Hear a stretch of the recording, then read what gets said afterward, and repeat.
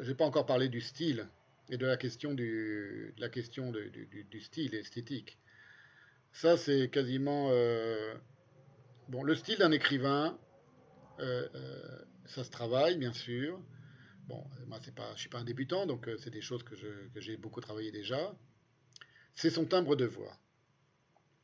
Euh, Qu'est-ce que ça signifie? Ça signifie que c'est un style qui n'appartient qu'à lui, et que donc, pour être fidèle à votre style, quand vous écrivez, il faut que quand vous commencez une phrase, personne d'autre que vous ne puisse la finir.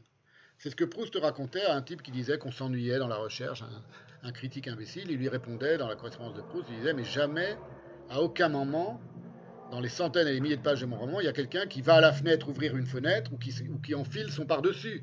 La phrase il enfila son par-dessus, Proust ne pouvait pas l'écrire. Pour lui, c'était impensable d'écrire une phrase aussi banale que quelqu'un d'autre que lui aurait pu écrire.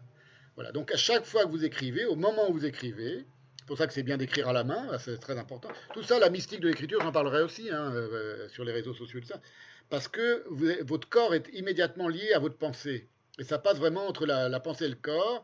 Même si vous ne savez pas quoi écrire, si vous êtes dans le embourbé, il n'y a pas d'inspiration, c'est quand même il se passe une connexion directe qui fait que c'est votre corps à vous qui écrit et pas quelqu'un d'autre. Évidemment, il ne faut pas avoir envie de plaire à un lecteur. C'est pour ça qu'on ne pense pas au lecteur quand on écrit. Parce que si on pense à un lecteur, on ne peut pas être soi-même son propre lecteur. Et puis les mots ne viennent pas, les formules ne viennent pas. Et parfois elles viennent, mais c'est pas les bonnes. Et puis vous raturez beaucoup. Bon, vous voyez, un manuscrit, ça ressemble à ça. Tous ceux qui écrivent le savent. Et encore, celui-là, il est relativement peu raturé. Mais enfin, si je vous montrais le manuscrit de Rare, si, c'est quand même pas mal raturé. Vous voyez, bon, c'est ça un manuscrit. Bon, ça rien de nouveau. Mais pourquoi je dis ça? Parce que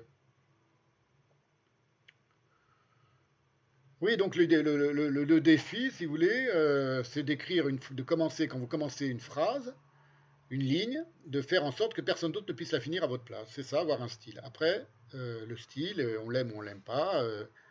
Chaque écrivain a son style, c'est pas. Mais pour que ce soit un style, il faut au moins qu'il y ait cette exigence-là. C'est rarissime chez un bon écrivain, un grand écrivain, que quelqu'un d'autre ait pu qu'il écrit des phrases banales. Même chez quelqu'un d'aussi dont le style est aussi dénué par exemple que Hemingway, que j'adore. Il n'y a qu'Hemingway qui écrit comme Hemingway. Et Faulkner pareil. Et vous voyez, c'est pas donc quel rapport entre le style de Faulkner et le style d'Hemingway ou en français le style de Céline et le style de Proust, aucun.